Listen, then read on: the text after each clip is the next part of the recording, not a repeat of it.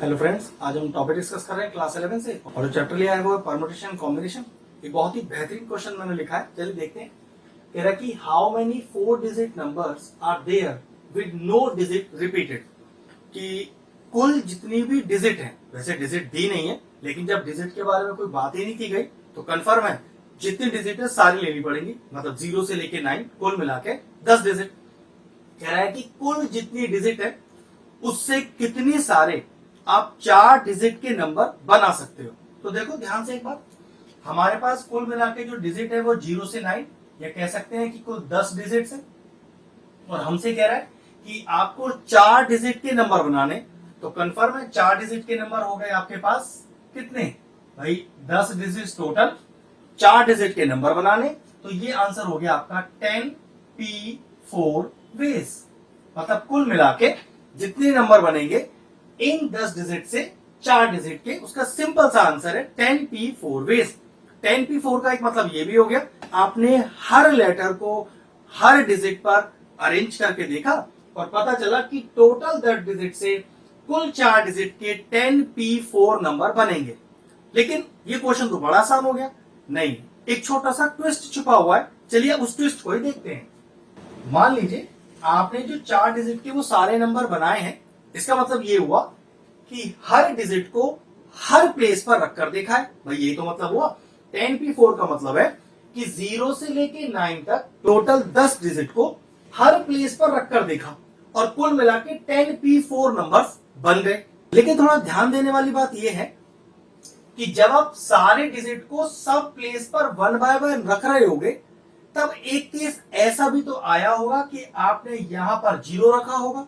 बिल्कुल ऑब्वियसली बात है, जब आप हर डिजिट को हर प्लेस पर रखकर देख रहे हो तो एक केस ऐसा भी तो होगा जब 0 आपका 1000 प्लेस पे आया होगा।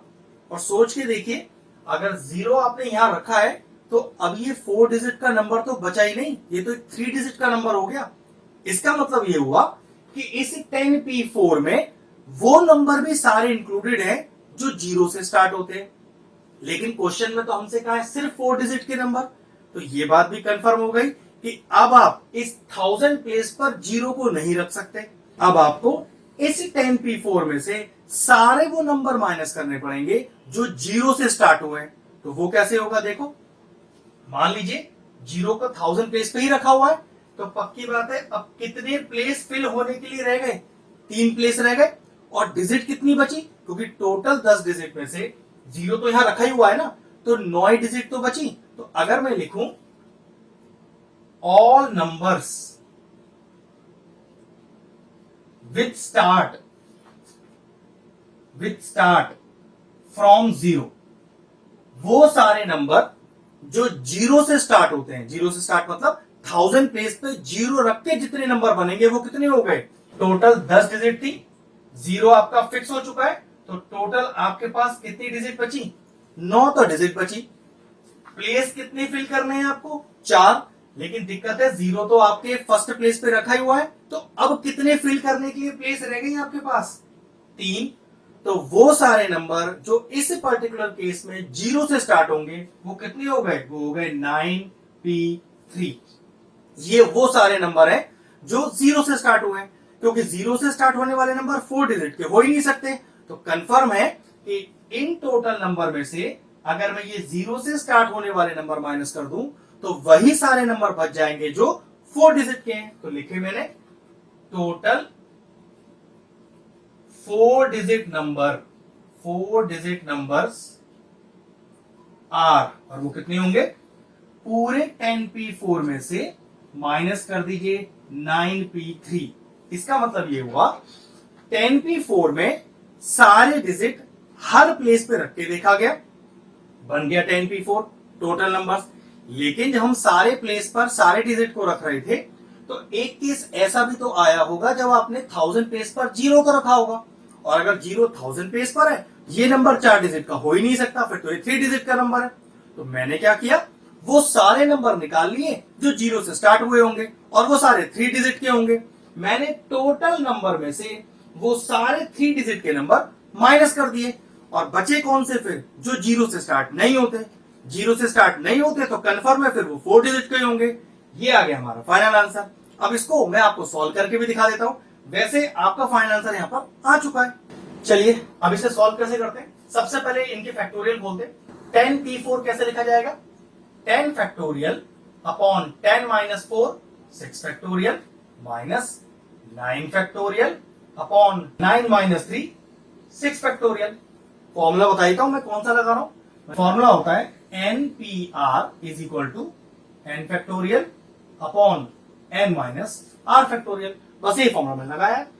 अब जब भी आप फैक्टोरियल में माइनस करो या प्लस करो, माइनस कर रहे हैं ना, तो क्या करिए, सबसे छोटा फैक्टोरियल, ध्यान रखिएगा, सबसे छोटा फैक्टोरियल हर फ्रैक्शन के पास आ जाए। लॉजिकली कहने का मतलब यह है, देखो 10 फैक्टोरियल क्या लिख सकता हूं, 10 into 9 factorial upon 6 factorial as it is कर दो। इसको कोई भी चेंज मत करो। फायदा देखो, छोटा फैक्टोरियल की जो मैं बात कर रहा था 10 और 9, 9 छोटा है तो देखो 9 मैंने दोनों साइड बना लिया।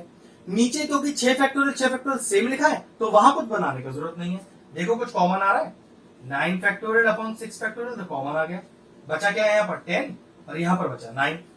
अब देखो 9 और 6 फिर छोटा वाला बना लो। वो कैसे, 9 8 7 और 6, नीचे 6 फैक्टोरियल एज इट इज, और ये 10 माइनस 1 हो गया 9। तो देखो ये फैक्टोरियल फिर चला गया।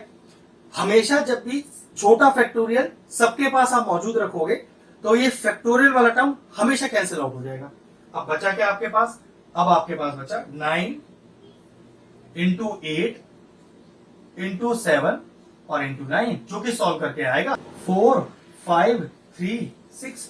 मतलब कुल मिला के 0 से लेके 9 तक की सारे डिजिट से 4 डिजिट के जितने नंबर बनेंगे वो है 4 5 3 6, मतलब 4536 नंबर्स। क्वेश्चन फिनिश हुआ, वीडियो फिनिश करते हैं।